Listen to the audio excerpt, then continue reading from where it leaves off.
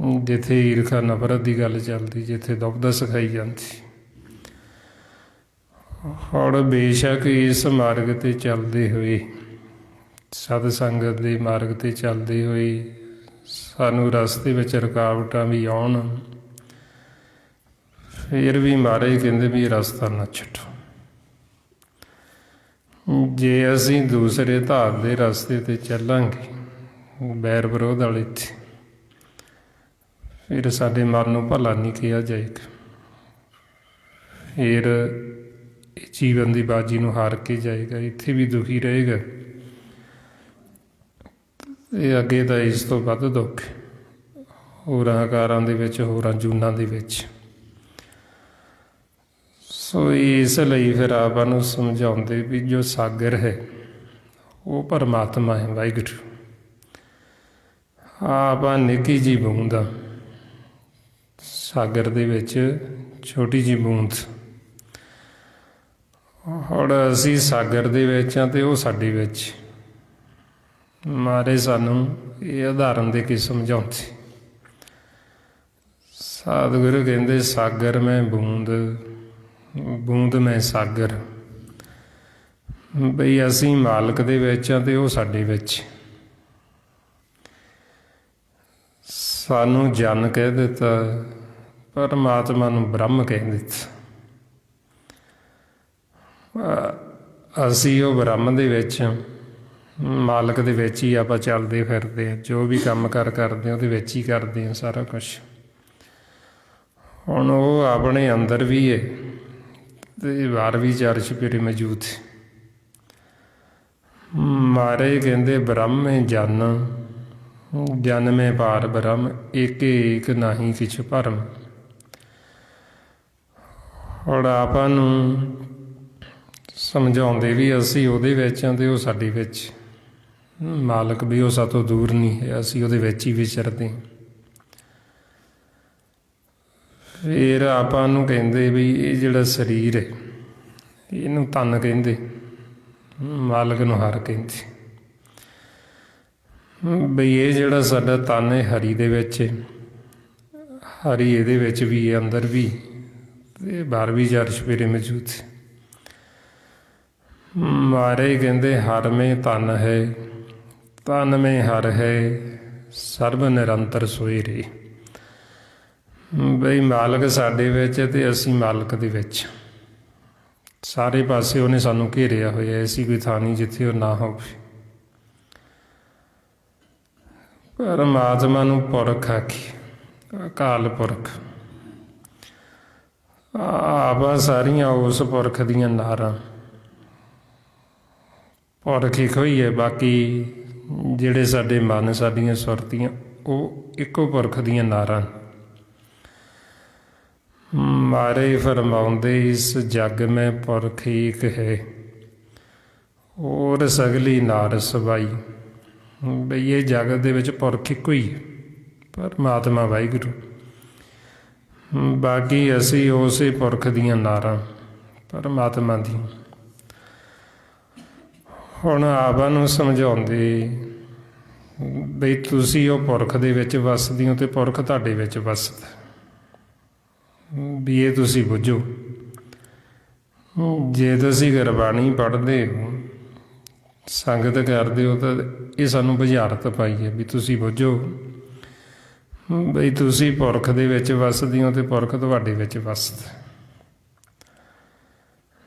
ਮਾਰੇ ਫਰਮਾਉਂਦੇ ਨਾਰ ਮੈਂ ਪੁਰਖ, ਵੀ ਉਹ ਨਾਰ ਦੇ ਵਿੱਚ ਪੁਰਖ, ਵੀ ਮਾਲਕ। ਨਾਰ ਮੈਂ ਪੁਰਖ, ਪੁਰਖ ਮੈਂ ਨਾਰ। ਬਈ ਅਸੀਂ ਉਹਦੇ ਵਿੱਚ ਹਾਂ, ਉਹ ਸਾਡੇ ਵਿੱਚ। ਪੁਰਖ ਮੈਂ ਨਾਰ, ਨਾਰ ਮੈਂ ਪੁਰਖਾ, ਬੁੱਝੋ ਬ੍ਰਹਮ ਗਿਆਨੀ।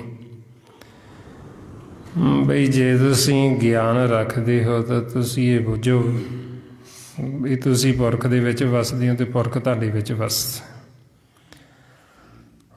ਹੁਣ ਆਪਾਂ ਨੂੰ ਫਿਰ ਇੱਦੋਂ ਸੌਖਾ ਹੋਰ ਕੀ ਸਮਝਾਉਣ। ਬਈ ਮਾਲਕ ਦੇ ਅਸੀਂ ਵਿੱਚ ਹੀ ਵੱਸਦੇ ਹਾਂ, ਉਹਦੇ ਵਿੱਚ ਹੀ ਚੱਲਦੇ ਫਿਰਦੇ ਹਾਂ। ਜਿਵੇਂ ਮੱਛੀ ਹੁੰਦੀ, ਮੱਛੀ ਪਾਣੀ ਦੇ ਵਿੱਚ ਰਹਿੰਦੀ, ਸਾਗਰ ਦੇ ਵਿੱਚ, ਸਮੁੰਦਰ ਦੇ ਵਿੱਚ। ਹੁਣ ਮੱਛੀ ਦੇ ਅੰਦਰ ਵੀ ਪਾਣੀ ਹੈ ਅਤੇ ਬਾਹਰ ਵੀ ਚਾਰ ਚੁਫੇਰੇ ਪਾਣੀ, ਉਹ ਪਾਣੀ ਦੇ ਵਿੱਚ ਹੀ ਰਹਿੰਦੀ, ਪਾਣੀ ਦੇ ਨਾਲ ਹੀ ਉਹਦਾ ਜੀਵਨ ਹੈ। ਹੁਣ ਇਸੇ ਤਰ੍ਹਾਂ ਹੀ ਸਾਡਾ ਜਿਹੜਾ ਜੀਵਨ ਉਹ ਮਾਲਕ ਦੇ ਨਾਲ ਹੈ, ਪਰਮਾਤਮਾ ਦੇ, ਕਿਉਂਕਿ ਉਹਦੇ ਹੱਥ ਡੋਰੀ ਹੈ। ਜੇ ਉਹ ਡੋਰ ਛੱਡ ਦੇਵੇ ਅਤੇ ਸਾਡਾ ਖੇਲ ਉਦੋਂ ਹੀ ਖਤਮ ਹੈ। ਡੋਰੀ ਕੀ ਹੈ? ਸਵਾਸਾਂ ਦੀ। ਪ੍ਰਭ ਜੀ ਡੋਰੀ ਹੱਥ ਤੁਮਾਰੇ, ਮਾਲਕ ਦੇ ਹੱਥ ਡੋਰ ਆ, ਅਤੇ ਇਸ ਕਰਕੇ ਸਾਡਾ ਉਹਦੇ ਨਾਲ ਹੀ ਜੀਵਨ। ਹੁਣ ਆਪਾਂ ਨੂੰ ਕਹਿੰਦੇ ਵੀ ਜੇ ਹੁਣ ਮੱਛੀ ਤੋਂ ਪੁੱਛੀਏ ਵੀ ਪਾਣੀ ਤੇਰੇ ਕਿੰਨਾ ਕੁ ਨੇੜੇ ਹੈ, ਉਹ ਤਾਂ ਆਖੀ ਮੈਂ ਵੱਸਦੀ ਪਾਣੀ ਵਿੱਚ ਹਾਂ, ਕਿਉਂਕਿ ਮੇਰਾ ਜੀਵਨ ਹੀ ਪਾਣੀ। ਔਰ ਇਸੇ ਤਰ੍ਹਾਂ ਹੀ ਆਪਾਂ ਪਰਮਾਤਮਾ ਦੇ ਵਿੱਚ ਰਹਿੰਦੇ ਹਾਂ। ਸਾਡੇ ਚਾਰ ਚੁਫੇਰੇ ਵੀ ਪਰਮਾਤਮਾ ਪ੍ਰਕਾਸ਼, ਸਾਡੇ ਅੰਦਰ ਵੀ ਸਾਰਿਆਂ ਦੇ ਉਹਦੀ ਜੋਤ ਹੈ, ਮਾਲਕ ਦੀ। ਹੁਣ ਜਿਨ੍ਹਾਂ ਗੁਰਮੁਖਾਂ ਨੇ ਪਰਮਾਤਮਾ ਨੂੰ ਦੇਖਿਆ, ਜਿਨ੍ਹਾਂ ਨੇ ਮਿਲਾਪ ਕੀਤਾ, ਫਿਰ ਉਹਨਾਂ ਨੇ ਆਪਾਂ ਨੂੰ ਦੱਸਿਆ ਬਈ ਉਹ ਸਾਡੇ ਹੱਥਾਂ ਤੋਂ ਵੀ ਨੇੜੇ ਵਸਦਾ। ਇਹ ਸਾਡੇ ਹੱਥ ਵੀ ਦੂਰ ਨੇ, ਉਹ ਹੱਥਾਂ ਤੋਂ ਵੀ ਸਾਡੇ ਨੇੜੇ। ਕਹੇ ਰਵਿਦਾਸ ਹੱਥ ਪੈ ਨੇੜੇ,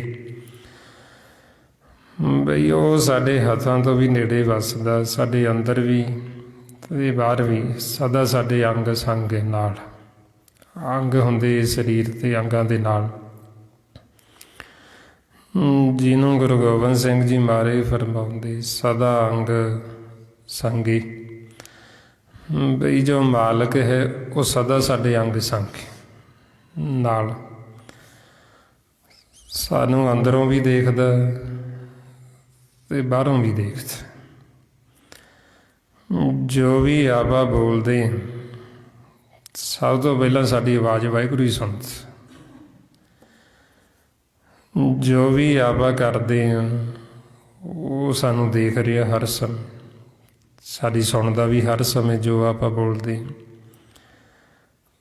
ਫਿਰ ਉਹ ਬੋਲਦਾ ਵੀ ਹਰ ਸਮੇਂ, ਉਹ ਚੁੱਪ ਹੁੰਦਾ ਨਹੀਂ, ਲਗਾਤਾਰ ਉਹ ਬੋਲੀ ਜਾ ਰਹੀ। ਮਹਾਰਾਜ ਇਸ ਲਈ ਫਿਰ ਸਾਡੇ ਮਨ ਨੂੰ ਸਮਝਾਉਂਦੇ ਵੀ ਤੂੰ ਇਹ ਨਾ ਸਮਝ ਵੀ ਰੱਬ ਤੇ ਤੋਂ ਦੂਰ ਹੈ, ਪਰਮਾਤਮਾ ਤੇ ਤੋਂ ਦੂਰ ਹੈ। ਬਈ ਉਹ ਦੂਰ ਨਹੀਂ ਹੈ, ਸਭ ਤੋਂ ਨੇੜੇ ਤੇਰੇ ਉਹੀਓ ਵਸਦਾ। ਸਦਾ ਹੀ ਉਹ ਸਾਨੂੰ ਦੇਖਦਾ ਹੈ, ਸਦਾ ਹੀ ਉਹ ਸਾਡੀ ਸੁਣਦਾ ਹੈ ਅਤੇ ਉਹ ਸਦਾ ਹੀ ਬੋਲਦਾ। ਮਾਰੇ ਫਰਮਾਉਂਦੇ ਹੈ ਮਨ ਮਤ ਜਾਣ ਹਰ ਦੂਰ ਹੈ, ਸਦਾ ਵੇਖ ਹਦੂਰ, ਸਦ ਸੁਣਦਾ ਸਦ ਵੇਖਦਾ, ਸ਼ਬਦ ਰਿਹਾ ਭਰਪੂਰ। ਮਾਲਕ ਸਾਨੂੰ ਸਦਾ ਹੀ ਦੇਖਦਾ। ਜੋ ਵੀ ਆਪਾਂ ਕਰਦੇ ਹਾਂ ਉਹ ਤੋਂ ਕੁਝ ਛੁਪਿਆ ਨਹੀਂ ਹੈ, ਨਾ ਹੀ ਅਸੀਂ ਉਹ ਤੋਂ ਕੁਝ ਛੁਪਾ ਸਕਦੇ। ਉਹ ਅੰਤਰਜਾਮੀ, ਸਾਡੇ ਅੰਦਰ ਦੀ ਜਾਣਤ, ਘਟ ਘਟ ਕੇ ਅੰਤਰ ਕੀ ਜਾਣਤ, ਭਲੇ ਬੁਰੇ ਕੀ ਪੀਰ ਪਛਾਣਤ। ਅਸੀਂ ਪਰਮਾਤਮਾ ਨੂੰ ਭੁੱਲੇ ਹਾਂ, ਪਰ ਉਹ ਸਾਨੂੰ ਨਹੀਂ ਭੁੱਲਿਆ, ਸਾਨੂੰ ਉਹ ਬੜਾ ਚੰਗੀ ਤਰ੍ਹਾਂ ਜਾਣਦਾ, ਸਾਡੀ ਰਗ ਰਗ ਤੋਂ ਵਾਕਫ। ਜਿੱਥੋਂ ਅਸੀਂ ਸੋਚਦੇ ਹਾਂ ਉਦੋਂ ਉੱਤੇ ਬੈਠ, ਉਹਨੂੰ ਸਭ ਪਤਾ ਵੀ ਇਹਨਾਂ ਨੇ ਕੀ ਕਰਨਾ, ਕੀ ਇਹਨਾਂ ਦੇ ਅੰਦਰ ਸੋਚ ਚੱਲਦੀ। ਸੋ ਇਸ ਲਈ ਫਿਰ ਆਪਾਂ ਨੂੰ ਸਮਝਾਉਂਦੇ ਵੀ ਅਸੀਂ ਉਹ ਤੋਂ ਕੁਝ ਵੀ ਲੁਕੋ ਨਹੀਂ ਸਕਦੇ। ਸਾਨੂੰ ਅੱਗੋਂ ਵੀ ਦੇਖਦਾ, ਪਿੱਛੋਂ ਵੀ ਦੇਖਦਾ, ਚਾਰੇ ਦਿਸ਼ਾਵਾਂ ਵੱਲੋਂ ਦੇਖਦਾ। ਮਹਾਰਾਜ ਕਹਿੰਦੇ ਅੱਗੋਂ ਦੇਖੇ ਪਿੱਛੋਂ ਦੇਖੇ ਤਿਸ ਤੇ ਕਹਾਂ ਛੁਪਾਵੇ, ਵੀ ਉਹ ਤੋਂ ਅਸੀਂ ਛੁਪਾਈ ਨਹੀਂ ਸਕਦੇ। ਹੁਣ ਆਪਾਂ ਨੂੰ ਫਿਰ ਸਮਝਾਉਂਦੇ ਵੀ ਉਹ ਤਾਂ ਸਾਨੂੰ ਦੇਖਦਾ ਹੈ, ਤੁਸੀਂ ਉਹਨੂੰ ਕਿਉਂ ਨਹੀਂ ਦੇਖਦੇ। ਬਈ ਸਾਨੂੰ ਤਾਂ ਲਗਾਤਾਰ ਦੇਖੀ ਜਾ ਰਹੇ, ਸਾਨੂੰ ਸੁਣ ਵੀ ਰਿਹਾ ਉਹ ਲਗਾਤਾਰ। ਬਈ ਅਸੀਂ ਹੁਣ ਨਾ ਤਾਂ ਮਾਲਕ ਨੂੰ ਦੇਖਦੇ ਹਾਂ ਅਤੇ ਨਾ ਹੀ ਅਸੀਂ ਮਾਲਕ ਦੀ ਸੁਣਦੇ ਹਾਂ। ਹੁਣ ਫਿਰ ਆਪਾਂ ਨੂੰ ਸਮਝਾਉਂਦੇ ਵੀ ਕਿਉਂ ਨਹੀਂ ਅਸੀਂ ਮਾਲਕ ਦੀ ਸੁਣਦੇ ਅਤੇ ਕਿਉਂ ਨਹੀਂ ਅਸੀਂ ਮਾਲਕ ਨੂੰ ਦੇਖ ਰਹੇ। ਕਿਉਂਕਿ ਸਾਡੇ ਉੱਤੇ ਇਹ ਕਾਲ ਦਾ ਜਾਲ ਪਿਆ ਹੈ, ਸਾਡੀਆਂ ਅੱਖਾਂ 'ਤੇ ਕਾਲ ਨੇ ਜਾਲ ਪਾ ਦਿੱਤਾ। ਸਾਡੇ ਇਹਨਾਂ ਕੰਨਾਂ ਦੇ ਉੱਤੇ ਜਾਲ ਪਾ ਦਿੱਤਾ ਵੀ ਇਹ ਮਾਲਕ ਦੀ ਆਵਾਜ਼ ਨੂੰ ਨਾ ਸੁਣ ਲੈਣ। ਅੱਖਾਂ 'ਤੇ ਪਾ ਦਿੱਤਾ ਵੀ ਇਹ ਮਾਲਕ ਨੂੰ ਦੇਖਣ ਨਾ। ਰਸਨਾ 'ਤੇ ਪਾ ਦਿੱਤਾ ਵੀ ਇਹ ਮਾਲਕ ਦੇ ਗੁਣ ਨਾ ਗਾਉਣ, ਇਹ ਕਿਤੇ ਅੰਮ੍ਰਿਤ ਨਾ ਪੀਣ ਲੱਗ ਜਾਣ। ਮਾਰੇ ਫਰਮਾਉਂਦੇ ਕਾਲ ਜਾਲ ਜੀਭਾ ਔਰ ਨੈਣੀ, ਕਾਨੀ ਕਾਲ ਸੁਣੇ ਬਿਖ ਬਹਿਣੀ। ਵੀ ਇਹ ਕਾਲ ਨੇ ਸਾਡੇ ਕਿੱਥੇ ਕਿੱਥੇ ਜਾਲ ਪਾ ਦਿੱਤਾ। ਇਹ ਰਸਨਾ 'ਤੇ, ਇਹਨਾਂ ਅੱਖਾਂ 'ਤੇ, ਨੇਤਰਾਂ 'ਤੇ, ਅਤੇ ਇਹ ਕੰਨਾਂ 'ਤੇ, ਸਰਬਣਾ 'ਤੇ। ਬਈ ਇਹ ਅੱਖਾਂ ਹੁੰਦੇ ਹੋਏ ਵੀ ਇਹ ਅੰਨੇ ਹੋ ਜਾਣ ਵੀ ਇਹਨਾਂ ਨੂੰ ਮਾਲਕ ਨਾ ਦਿਸੇ। ਕੰਨ ਹੁੰਦੇ ਹੋਏ ਵੀ ਇਹ ਬੋਲੇ ਹੋ ਜਾਣ ਵੀ ਇਹ ਮਾਲਕ ਦੀ ਆਵਾਜ਼ ਨੂੰ ਨਾ ਸੁਣ। ਰਸਨਾ ਹੁੰਦੇ ਹੋਏ ਵੀ ਇਹ ਗੂੰਗੇ ਹੋ ਜਾਣ ਵੀ ਇਹ ਮਾਲਕ ਦੀ ਉਸਤਤ ਵਡਿਆਈ ਨਾ ਕਰ ਸਕਣ। ਹੁਣ ਇੱਕ ਤਾਂ ਆਪਾਂ ਸੰਸਾਰ 'ਚ ਦੇਖਦੇ ਹਾਂ ਵੀ ਜਿਹਨੂੰ ਸੰਸਾਰੀ ਜੀਵ ਕਹਿੰਦੇ ਬਈ ਇਹ ਅੰਨੇ ਨੇ, ਨੇਤਰਹੀਨ ਨੇ, ਜਾਂ ਇਹ ਬੋਲੇ ਨੇ ਜੀ ਇਹਨਾਂ ਨੂੰ ਸੁਣਦਾ ਨਹੀਂ, ਜਾਂ ਇਹ ਗੂੰਗੇ ਨੇ ਜੀ ਇਹ ਬੋਲ ਨਹੀਂ ਸਕਦੇ। ਹੁਣ ਗੁਰਬਾਣੀ ਗੁਰੂ ਉਹਨਾਂ ਨੂੰ ਨਹੀਂ ਕਹਿੰਦੇ, ਗੁਰਬਾਣੀ ਗੁਰੂ ਉਹਨਾਂ ਨੂੰ ਅੰਨੇ ਕਹਿੰਦੇ ਜਿਹੜੇ ਪਰਮਾਤਮਾ ਵਾਹਿਗੁਰੂ ਨੂੰ ਨਹੀਂ ਦੇਖਦੇ। ਮਾਰੇ ਕਹਿੰਦੇ ਨਾਨਕ ਅੰਧੇ ਨਾ ਆਖੀਅਨ, ਜਨ ਮੁਖ ਲੋਇਣ ਨਾਹੀਂ। ਅੰਧੇ ਸਈ ਨਾਨਕ ਜੋ ਖਸਮੋ ਕੁਥੇ ਜਾਹੀ। ਬਈ ਅੰਨੇ ਉਹ ਨਹੀਂ ਹੈ, ਮਹਾਰਾਜ ਕਹਿੰਦੇ ਬਈ ਜਿਨ੍ਹਾਂ ਦੇ ਨੇਤਰ ਨਹੀਂ, ਬਈ ਜਿਹੜੇ ਨੇਤਰਹੀਨ ਨੇ। ਅਸਲ 'ਚ ਅੰਨੇ ਉਹ ਨੇ ਜਿਹੜੇ ਮਾਲਕ ਤੋਂ ਬੇਮੁਖ ਹੋਏ ਹੋਏ ਨੇ, ਜਿਹੜੇ ਪਰਮਾਤਮਾ ਦੇ ਸਨਮੁਖ ਨਹੀਂ, ਜਿਹੜੇ ਮਾਲਕ ਨੂੰ ਦੇਖਦੇ ਨਹੀਂ। ਇਸੇ ਤਰ੍ਹਾਂ ਹੀ ਬੋਲੇ ਕਹਿੰਦੇ ਵੀ ਬੋਲੇ ਉਹ ਨਹੀਂ ਹੈ ਬਈ ਜਿਨ੍ਹਾਂ ਨੂੰ ਕੰਨਾਂ ਤੋਂ ਘੱਟ ਸੁਣਦਾ, ਜਿਨ੍ਹਾਂ ਨੂੰ ਸੰਸਾਰੀ ਜੀਵ ਬੋਲੇ ਕਹਿੰਦੇ। ਬੋਲੇ ਉਹ ਨੇ ਜਿਹੜੇ ਮਾਲਕ ਦੀ ਆਵਾਜ਼ ਨੂੰ ਨਹੀਂ ਸੁਣਦੇ, ਨਾਮ ਨੂੰ, ਜਿਹੜੇ ਅਨਹਦ ਸ਼ਬਦ ਨੂੰ ਨਹੀਂ ਸੁਣਦੇ, ਸ਼ਬਦ ਗੁਰੂ ਨੂੰ ਨਹੀਂ ਸੁਣਦੇ। ਮਹਾਰਾਜ ਕਹਿੰਦੇ ਵੀ ਉਹ ਬੋਲੇ ਨੇ। ਇਸੇ ਤਰ੍ਹਾਂ ਹੀ ਗੂੰਗੇ ਵੀ ਉਹ ਨਹੀਂ ਜਿਹਨਾਂ ਨੂੰ ਸੰਸਾਰੀ ਜੀਵ ਕਹਿੰਦੇ ਵੀ ਇਹ ਬੋਲ ਨਹੀਂ ਸਕਦਾ ਜੀ, ਇਹ ਗੂੰਗਾ ਹੈ। ਅਸਲ ਗੂੰਗੇ ਗੁਰਬਾਣੀ 'ਚ ਕਹਿੰਦੇ ਵੀ ਉਹ ਨੇ ਜਿਹੜੇ ਸਿਮਰਨ ਨਹੀਂ ਕਰਦੇ, ਜਿਹੜੇ ਮਾਲਕ ਦੀ ਮਹਿਮਾ, ਮਾਲਕ ਦੀ ਵਡਿਆਈ ਉਸਤਤ ਨਹੀਂ ਕਰਦੇ। ਉਹ ਬੋਲਦੇ ਹੋਏ ਵੀ ਗੂੰਗੇ ਨੇ। ਬੇਸ਼ੱਕ ਉਹ ਸੰਸਾਰ ਦਾ ਤਾਂ ਕਿੰਨੀਆਂ ਵੀ ਗੱਲਾਂ ਮਾਰਨ, ਕਿੰਨਾ ਵੀ ਬੋਲਣ, ਪਰ ਜੇ ਉਹ ਸਿਮਰਨ ਭਗਤੀ ਨਹੀਂ ਕਰਦੇ ਫਿਰ ਉਹਨਾਂ ਨੂੰ ਕਿਹਾ ਗੁਰਮਤਿ ਦੇ ਵਿੱਚ ਵੀ ਇਹ ਗੂੰਗੇ ਨੇ, ਵੀ ਇਹ ਮਾਲਕ ਦੀ ਵਡਿਆਈ ਤਾਂ ਕਰ ਹੀ ਨਹੀਂ ਰਹੇ, ਉਹਦੇ ਗੁਣ ਤਾਂ ਗਾਉਂਦੇ ਹੀ ਨਹੀਂ, ਸਿਮਰਨ ਤਾਂ ਕਰਦੇ ਹੀ ਨਹੀਂ। ਸੋ ਉਦੋਂ ਫਿਰ ਮਨ ਨੂੰ ਕਹਿੰਦੇ ਮਾਇਆ ਧਾਰੀ, ਬਈ ਇਹਨੇ ਮਾਇਆ ਨੂੰ ਧਾਰਨ ਕੀਤਾ ਹੋਇਆ, ਬਈ ਇਹ ਅੰਨਾ ਹੋਇਆ ਫਿਰਦਾ, ਗੂੰਗਾ ਹੋਇਆ ਫਿਰਦਾ, ਬੋਲਾ ਹੋਇਆ ਫਿਰਦਾ। ਮਹਾਰਾਜ ਕਹਿੰਦੇ ਮਾਇਆ ਧਾਰੀ ਅਤ ਅੰਨਾ ਬੋਲਾ, ਸ਼ਬਦ ਨਾ ਸੁਣੀ ਬਹੁ ਰੋਲਕ ਝੋਲਾ। ਬਈ ਜਦੋਂ ਇਹ ਮਾਇਆ ਧਾਰੀ ਬਣ ਜਾਂਦਾ ਉਦੋਂ ਕਹਿੰਦੇ ਵੀ ਅੰਨਾ ਤੇ ਬੋਲਾ ਹੋਇਆ ਫਿਰਦਾ। ਬਈ ਇਹ ਸਿਰਫ ਮਾਇਆ ਨੂੰ ਹੀ ਦੇਖਦਾ, ਮਾਲਕ ਨੂੰ ਨਹੀਂ ਦੇਖਦਾ। ਬੋਲਾ ਹੋਇਆ ਸਿਰਫ ਸੰਸਾਰ ਦੀਆਂ ਗੱਲਾਂ ਹੀ ਸੁਣਦਾ ਹੈ, ਮਾਲਕ ਦੀ ਆਵਾਜ਼ ਨੂੰ ਸੁਣਦਾ ਹੀ ਨਹੀਂ। ਬੋਲਾ ਹੈ, ਮਾਇਆ ਨੂੰ ਇਹਨੇ ਧਾਰਨ ਕੀਤਾ ਹੋਇਆ, ਹਰ ਸਮੇਂ ਮਾਇਆ ਧਾਰੀ ਬਣਿਆ ਰਹਿੰਦਾ। ਹੁਣ ਇਸ ਲਈ ਫਿਰ ਕਹਿੰਦੇ ਵੀ ਇੱਕ ਤਾਂ ਹੁੰਦੇ ਮਾਇਆ ਧਾਰੀ, ਇੱਕ ਹੁੰਦੇ ਗੁਰਮੁਖ ਅੰਮ੍ਰਿਤ ਧਾਰੀ। ਹੁਣ ਅੰਮ੍ਰਿਤ ਧਾਰੀ ਕੌਣ ਨੇ ਅਤੇ ਮਾਇਆ ਧਾਰੀ ਕੌਣ ਨੇ? ਜਿਹੜੇ ਦਾ ਫਿਰ ਮਾਇਆ ਧਾਰੀ ਉਹ ਮਾਲਕ ਤੋਂ ਬੇਮੁਖ ਹੋਏ ਹੋਏ, ਪਰਮਾਤਮਾ ਦੇ ਸਨਮੁਖ ਨਹੀਂ, ਮਾਲਕ ਤੋਂ ਟੁੱਟੇ ਹੋਏ, ਹੁਕਮ ਤੋਂ ਆਕੀ ਹੋਏ ਹੋਏ, ਉਹਨਾਂ ਨੂੰ ਮਾਇਆ ਧਾਰੀ ਕਹਿ ਦਿੱਤਾ। ਜਿਹੜੇ ਗੁਰਮੁਖ ਨੇ ਉਹ ਫਿਰ ਮਾਲਕ ਦੇ ਸਨਮੁਖ। ਜਦੋਂ ਅਸੀਂ ਮਾਲਕ ਦੇ ਸਨਮੁਖ ਹੋ ਜਾਂਦੇ, ਸਾਡੇ ਨੇਤਰਾਂ ਦੇ ਵਿੱਚ ਨੇਤਰ ਮਿਲਦੇ ਪਰਮਾਤਮਾ ਵਾਹਿਗੁਰੂ ਦੇ ਨਾਲ, ਫਿਰ ਇਹ ਸਾਡੇ ਜਿਹੜੇ ਨੇਤਰ ਇਹ ਅੰਮ੍ਰਿਤਮਈ ਹੋ ਜਾਂਦੇ। ਗੁਰਮੁਖਾਂ ਦੀ ਜਿਹੜੀ ਦ੍ਰਿਸ਼ਟੀ ਹੁੰਦੀ ਉਹਦੇ 'ਚ ਅੰਮ੍ਰਿਤ ਹੁੰਦਾ। ਜਿਨ੍ਹਾਂ ਜੀਵਾਂ ਦੇ ਉੱਤੇ ਉਹ ਅੰਮ੍ਰਿਤਮਈ ਦ੍ਰਿਸ਼ਟੀ ਪੈ ਜਾਂਦੀ, ਉਹਨਾਂ ਦੇ ਪਾਪ ਕੱਟੇ ਜਾਂਦੇ, ਉਹਨਾਂ ਦੇ ਪਾਪ ਖੰਡਨ ਹੋ ਜਾਂਦੇ।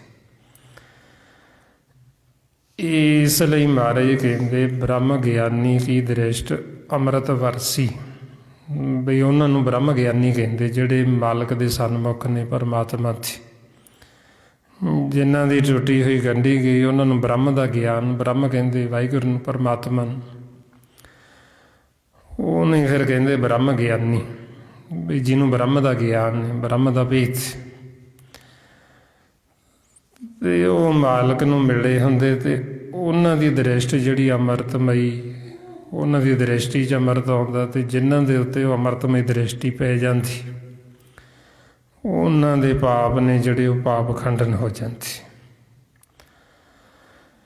ਸੋ ਇਸੇ ਤਰ੍ਹਾਂ ਹੀ ਫਿਰ ਮਹਾਰਾਜ ਕਹਿੰਦੇ ਵੀ ਉਹਨਾਂ ਨੂੰ ਮਾਲਕ ਨੇ ਵਡਿਆਈ ਦਿੱਤੀ, ਗੁਰਮੁਖ, ਉਹਨਾਂ ਨੂੰ ਅੰਮ੍ਰਿਤਧਾਰੀ ਕਹਿੰਦੇ। ਉਹਨਾਂ ਦੀ ਦ੍ਰਿਸ਼ਟੀ ਅੰਮ੍ਰਿਤਮਈ, ਉਹਨਾਂ ਦੇ ਬਚਨ,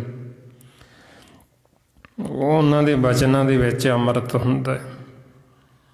ਜਦੋਂ ਬਚਨਾਂ ਨੂੰ ਅਸੀਂ ਸੁਣਦੇ ਹਾਂ ਧਿਆਨ ਦੇ ਨਾਲ, ਉਹ ਬਚਨਾਂ ਦੀ ਧੂੜੀ ਸਾਡੇ ਹਿਰਦੇ 'ਤੇ ਪੈਂਦੀ, ਮਨ 'ਤੇ, ਸਾਡੇ ਮਨ ਦੀ ਮੈਲ ਲਾ ਦਿੰਦੀ।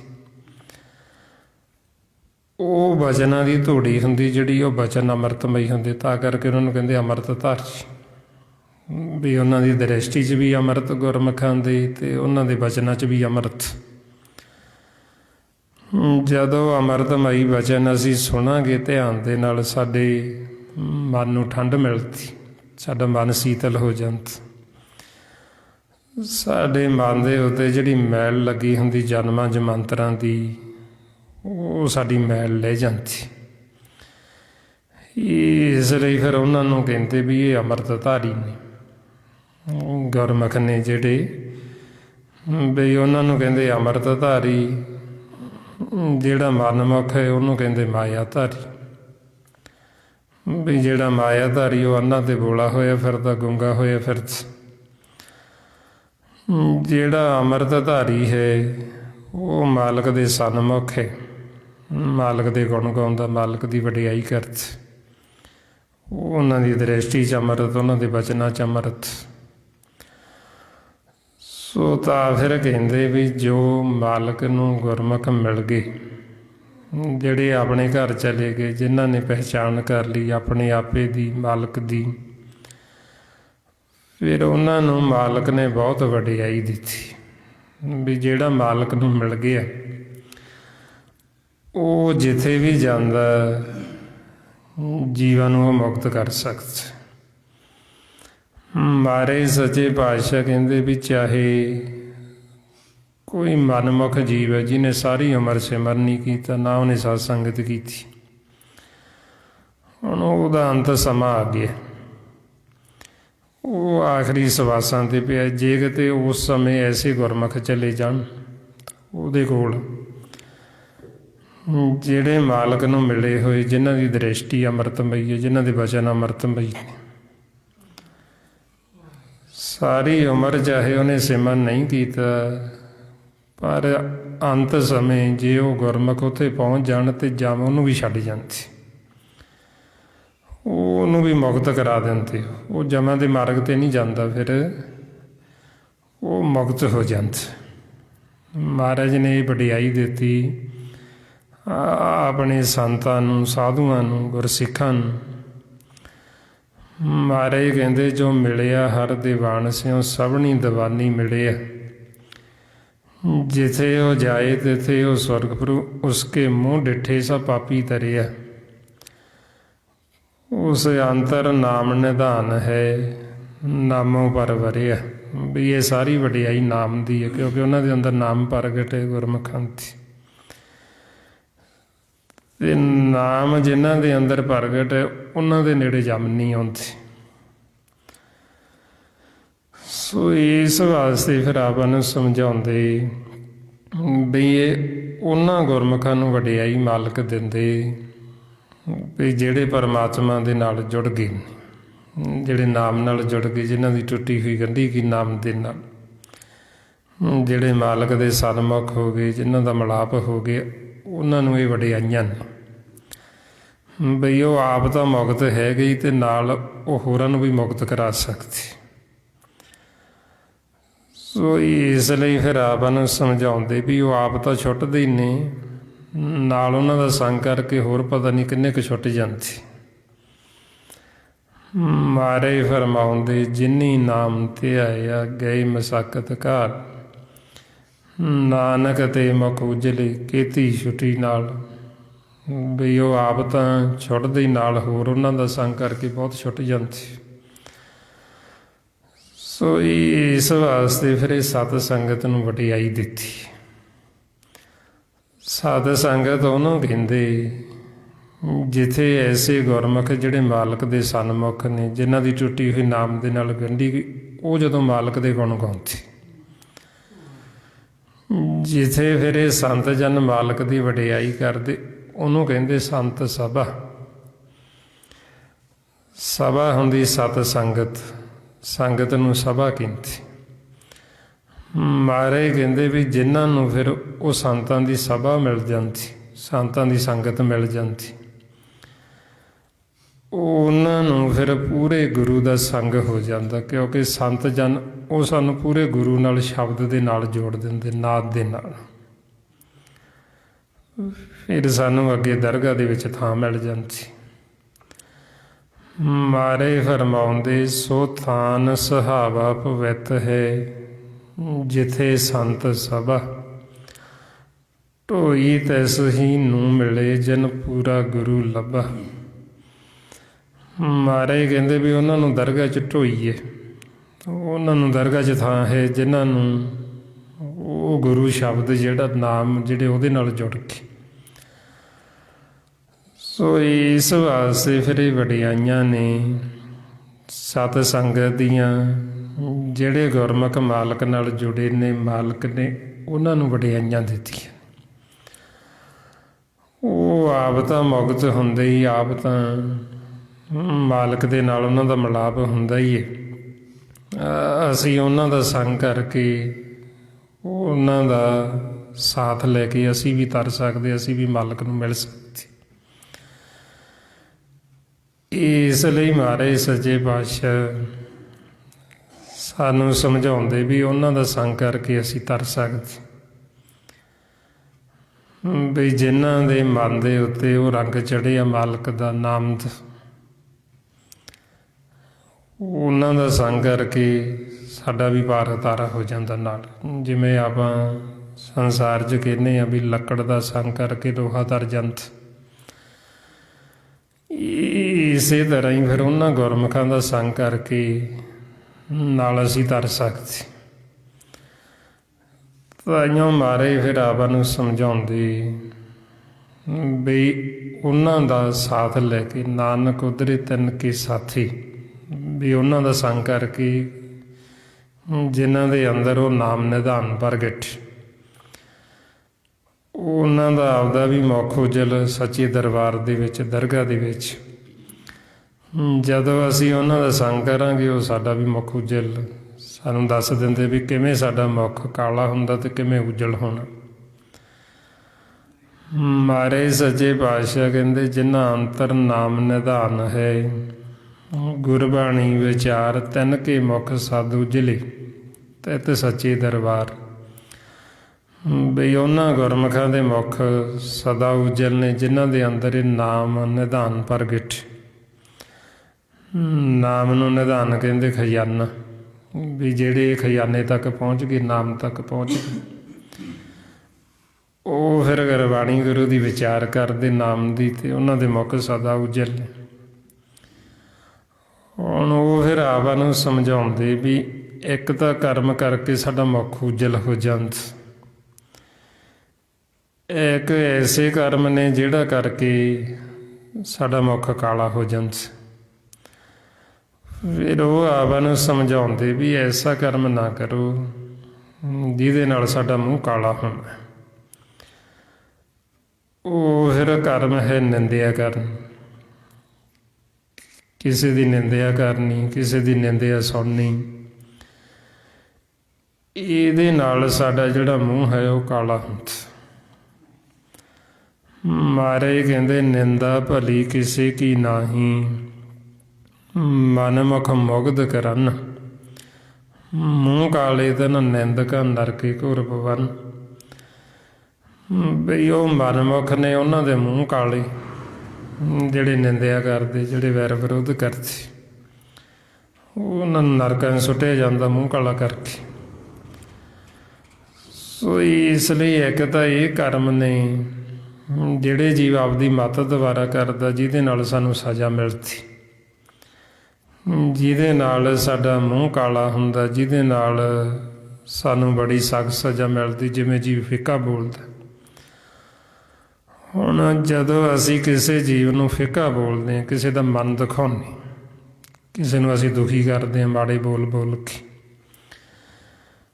ਉਹਦੇ ਨਾਲ ਸਾਡਾ ਮਨ ਵੀ ਫਿੱਕਾ, ਸਾਡਾ ਤਨ ਵੀ ਫਿੱਕਾ, ਅਤੇ ਉਹਦੀ ਸਾਨੂੰ ਸਜ਼ਾ ਬੜੀ ਸਖਤ ਮਿਲਦੀ।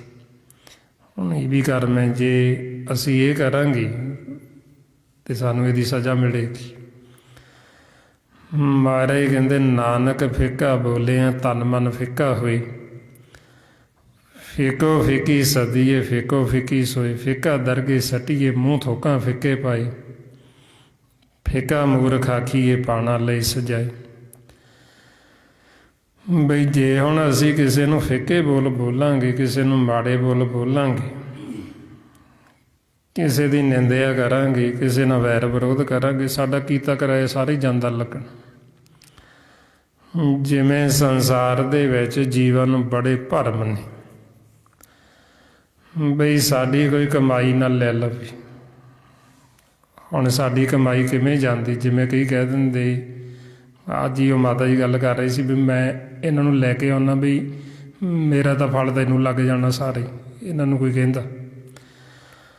ਹੁਣ ਇੱਦਾਂ ਫਲ ਨਹੀਂ ਲੱਗਦਾ ਵੀ ਜੇ ਮੈਂ ਕਿਸੇ ਨੂੰ ਬਿਠਾ ਲਿਆ ਉਹਨਾਂ, ਜਾਂ ਮੈਂ ਇੱਧਰੋਂ ਲੈ ਜਾਵਾਂਗਾ ਵੀ ਤੁਹਾਡਾ ਫਲ ਮੈਨੂੰ ਮਿਲ ਜੇਗਾ। ਫਲ ਮਾਲਕ ਨੇ ਦੇਣਾ, ਅਤੇ ਮਾਲਕ ਦੇ ਘਰ ਕਿਸੇ ਚੀਜ਼ ਦਾ ਘਾਟਾ ਨਹੀਂ ਹੈ। ਮਹਾਰਾਜ ਕਹਿੰਦੇ ਸਾਚੇ ਸਾਹਿਬਾ ਕਿਆ ਨਹੀਂ ਘਰ ਤੇਰੇ, ਘਰ ਤਾਂ ਤੇਰੇ ਸਭ ਕੁਝ ਹੈ, ਜਿਸ ਦੇ ਸੋ ਪਾਵੇ। ਹੁਣ ਆਪਾਂ ਨੂੰ ਫਿਰ ਸਮਝਾਉਂਦੇ ਵੀ ਇੱਦਾਂ ਨਹੀਂ ਸਾਡਾ ਕਿਸੇ ਨੂੰ ਮਿਲਦਾ। ਸਾਡਾ ਕੀਤਾ ਕਰਾਇਆ ਉਦੋਂ ਜਾਂਦਾ ਲੱਗਦਾ ਜਦੋਂ ਅਸੀਂ ਕਿਸੇ ਨਾਲ ਵੈਰ ਵਿਰੋਧ ਕਰਦੇ, ਕਿਸੇ ਦੀ ਨਿੰਦਿਆ ਕਰਾਂਗੇ, ਕਿਸੇ ਨਾਲ ਈਰਖਾ ਨਫ਼ਰਤ ਕਰਾਂਗੇ, ਫਿਰ ਸਾਡਾ ਇਹ ਜਿਹੜਾ ਸਾਰਾ ਕੁਛ ਹੀ ਜਾਂਦਾ ਲੱਗਣਾ। ਮਹਾਰਾਜ ਕਹਿੰਦੇ ਜਿਸ ਅੰਦਰ ਚੁਗਲੋ ਚੁਗਲੀ ਵੱਜੇ, ਤਿਸ ਦਾ ਕੀਤਾ ਕਰਤੇ ਸਭ ਗਿਆ। ਚੁਗਲੀ ਘਰੇ ਅਣਹੁੰਦੀ ਪਰਾਈ, ਮੂੰਹ ਕੱਢ ਨਾ ਸਕੇ ਉਸ ਦਾ ਕਾਲਾ ਪਿਆ। ਬਈ ਜੇ ਹੁਣ ਆਪਾਂ ਉਹਦਾ ਗੁਰੂ ਘਰ ਵੀ ਜਾਂਦੇ ਹਾਂ, ਗੁਰਬਾਣੀ ਵੀ ਪੜ੍ਹਦੇ, ਜੇ ਅਸੀਂ ਨਿੰਦਿਆ ਵੀ ਕਰੀ ਜਾਂਦੇ, ਚੁਗਲੀਆਂ ਵੀ ਕਰੀ ਜਾਂਦੇ, ਉਹ ਤਾਂ ਸਾਡਾ ਕੀਤਾ ਹੋਇਆ ਸਾਰਾ ਹੀ ਜਾਂਦਾ ਲੱਗਿਆ। ਸੋ ਇਸ ਵਾਸਤੇ ਫਿਰ ਆਪਾਂ ਨੂੰ ਸਮਝਾਉਂਦੇ ਵੀ ਇਹਦੇ ਵਾਸਤੇ ਸਾਨੂੰ ਗਿਆਨ ਹੋਣਾ ਜ਼ਰੂਰੀ ਹੈ, ਵੀ ਕਿਵੇਂ ਸਾਡਾ ਕੀਤਾ ਕਰਾਇਆ ਜਿਹੜਾ ਉਹ ਜਾਂਦਾ ਹੈ। ਜੇ ਹੁਣ ਆਪਾਂ ਸਿਮਰਨ ਕਰਾਂਗੇ, ਜੋ ਸਾਨੂੰ ਗੁਰਬਾਣੀ ਗੁਰੂ ਰਸਤਾ ਦੱਸ ਰਹੇ ਉਹਦੇ 'ਤੇ ਚੱਲਾਂਗੇ, ਉਹਦਾ ਫਲ ਸਾਨੂੰ ਆਪ ਨੂੰ ਹੀ ਮਿਲਣਾ। ਇਹ ਨਹੀਂ ਵੀ ਆਪਣਾ ਫਲ ਕਿਸੇ ਨੂੰ ਹੋਰ ਮਿਲ ਜਾਣਾ। ਹੁਣ ਜਿਹੜਾ ਕੋਈ ਪ੍ਰਸ਼ਾਦਾ ਛਕਦਾ, ਢਿੱਡ ਉਹਦਾ ਹੀ ਭਰੇਗਾ। ਇਹ ਤਾਂ ਨਹੀਂ ਵੀ ਪ੍ਰਸ਼ਾਦਾ ਮੈਂ ਛਕਿਆ ਅਤੇ ਢਿੱਡ ਕਿਸੇ ਹੋਰ ਦਾ ਭਰ ਜਾਣਾ। ਜਿਹੜਾ ਸਿਮਰਨ ਕਰੇਗਾ ਫਲ ਵੀ ਉਹਨੂੰ ਹੀ ਮਿਲਣਾ। ਇਹ ਨਹੀਂ ਵੀ ਆਪਣਾ ਫਲ ਕੋਈ ਹੋਰ ਲੈ ਜਾਏਗਾ। ਸੋ ਇਸ ਵਾਸਤੇ ਫਿਰ ਆਪਾਂ ਨੂੰ ਸਮਝਾਉਂਦੇ ਵੀ ਫਲ ਤਾਂ ਸਾਨੂੰ ਹੀ ਮਿਲਣਾ ਹੈ, ਪਰ ਉਹ ਮਿਲੇਗਾ ਤਾਂ ਜੇ ਅਸੀਂ ਆਹ ਪਰਹੇਜ਼ ਰੱਖਾਂਗੇ, ਜੇ ਅਸੀਂ ਆਹ ਰਹਿਤਾਂ ਰੱਖਾਂਗੇ। ਹੁਣ ਜੇ ਸਾਡੇ ਅੰਦਰੋਂ ਦੁਬਦਾ ਹੀ ਨਹੀਂ ਜਾਂਦੀ, ਵੈਰ ਵਿਰੋਧ ਹੀ ਨਹੀਂ ਜਾਂਦਾ, ਫਿਰ ਅਸੀਂ ਕਰੋੜਾਂ ਜਪ ਤਪ ਕਰੀ ਚੱਲੀਏ, ਸਾਡਾ ਉਹ ਕੀਤਾ ਹੋਇਆ ਕਿਸੇ ਥਾਈ ਪੈਂਦਾ ਹੀ ਨਹੀਂ। ਮਾਰੇ ਕਹਿੰਦੇ ਇਸ ਮਾਰੀ ਬਿਨ ਥਾਏ ਨਾ ਪਰੇ, ਕੋਟ ਕਰਮ ਜਪ ਤਪ ਕਰੇ, ਵੀ ਕਰੋੜਾਂ ਜਪ ਤਪ ਕਰੀ ਜਾਓ, ਜੇ ਸਾਡੇ ਅੰਦਰ ਦੁਬਦਾ ਹੈ, ਵੈਰ ਵਿਰੋਧ ਹੈ, ਤਾਂ ਸਾਡਾ ਉਹ ਕਿਸੇ ਥਾਂ ਪੈਣਾ ਹੀ ਨਹੀਂ। ਸੋ ਇਸ ਤਰ੍ਹਾਂ ਫਿਰ ਮਹਾਰਾਜ ਕਹਿੰਦੇ ਵੀ ਕਿੰਨਾ ਵੀ ਜੀਵ ਨੇਮ ਰੱਖੇ, ਕਿੰਨਾ ਤੀਰਥਾਂ 'ਤੇ ਜਾਵੇ, ਇਸ਼ਨਾਨ ਕਰੇ, ਬਈ ਜੇ ਉਹਦੇ ਅੰਦਰ ਇਹ ਵੈਰ ਵਿਰੋਧ ਦੁਬਦਾ ਹੈ, ਫਿਰ ਉਹਦਾ ਇਸ ਤਰ੍ਹਾਂ ਹੈ, ਇਹ ਸਾਰਾ ਕੀਤਾ ਹੋਇਆ ਵੀ ਜਿਵੇਂ ਹਾਥੀ ਇਸ਼ਨਾਨ ਕਰਦਾ ਅਤੇ ਮੁੜ ਕੇ ਫਿਰ ਉਹ ਆਪਦੇ ਉੱਤੇ ਚਿੱਕੜ ਪਾ ਲੈਂਦੇ। ਜੇ ਸਾਡੇ ਅੰਦਰ ਇਹ ਸਾਰਾ ਕੁਛ ਕਰਦੇ ਹੋਏ ਵੀ ਹਉਮੈ ਹੰਕਾਰ ਹੀ ਨਹੀਂ ਗਿਆ, ਮਹਾਰਾਜ ਕਹਿੰਦੇ ਤੀਰਥ ਵਰਤ ਔਰ ਨੇਮ ਕਰ, ਮਨ ਮੇ ਧਰੇ ਗੁਮਾਨ, ਨਾਨਕ ਨਿਫਲ ਜਾਤ ਹੈ ਜਿਉਂ ਕੂੰਚਰ ਇਸ਼ਨਾਨ। ਬਈ ਜੀਵ ਨੇਮ ਵੀ ਕਰਦਾ, ਵਰਤ ਵੀ ਰੱਖਦਾ, ਪੂਜਾ ਵੀ ਕਰਦਾ, ਤੀਰਥਾਂ 'ਤੇ ਵੀ ਜਾਂਦਾ, ਪੁੰਨ ਦਾਨ ਵੀ ਕਰਦਾ, ਲੰਗਰ ਵੀ ਲਾਉਂਦਾ, ਜੇ ਫਿਰ ਅੰਦਰ ਘਮਾਣ ਹੈ, ਹਉਮੈ ਹੰਕਾਰ ਹੈ, ਮਹਾਰਾਜ ਕਹਿੰਦੇ ਉਹ ਤਾਂ ਕੀਤਾ ਹੋਇਆ ਸਾਰੀ ਨਿਫਲ ਚੱਲਾ ਗਿਆ, ਵਿਅਰਥ ਚੱਲਾ ਗਿਆ। ਸੋ ਇਸ ਵਾਸਤੇ ਫਿਰ ਆਪਾਂ ਨੂੰ ਸਮਝਾਉਂਦੇ ਵੀ ਅਸੀਂ ਮਨ ਨੂੰ ਨਿਮਾਣਾ ਕਰਨਾ, ਮਨ ਨੂੰ ਨਿਮਰਤਾ ਵਿੱਚ ਲੈ ਕੇ ਆਉਣਾ। ਸਾਡਾ ਮਨ ਜਿਹੜਾ ਉਹ ਨਿਰਮਲ ਫੇਰ ਹੋਣਾ ਜੇ ਅਸੀਂ ਗੁਰੂ ਦੀ ਦੱਸੀ ਹੋਈ ਕਾਰ ਕਮਾਵਾਂਗੇ। ਹੁਣ ਇੱਕ ਤਾਂ ਐਸੇ ਕਰਮ ਜਿਹੜੇ ਅਸੀਂ ਆਪਦੀ ਮੱਤ ਦੁਆਰਾ ਕਰਦੇ ਹਾਂ, ਉਹਦੇ ਨਾਲ ਤਾਂ ਸਾਡਾ ਮਨ ਹੋਰ ਮੈਲਾ ਹੁੰਦਾ, ਸਾਡੇ 'ਤੇ ਹੋਰ ਮੈਲ ਚੜ੍ਹਦੀ। ਜਿਵੇਂ ਮਹਾਰਾਜ ਕਹਿੰਦੇ ਜੇ ਹੁਣ ਅਸੀਂ ਇਹ ਵੈਰ ਵਿਰੋਧ ਕਰਾਂਗੇ, ਨਿੰਦਿਆ ਕਰਾਂਗੇ, ਈਰਖਾ ਕਰਾਂਗੇ, ਫਿੱਕੇ ਬੋਲ ਬੋਲਾਂਗੇ,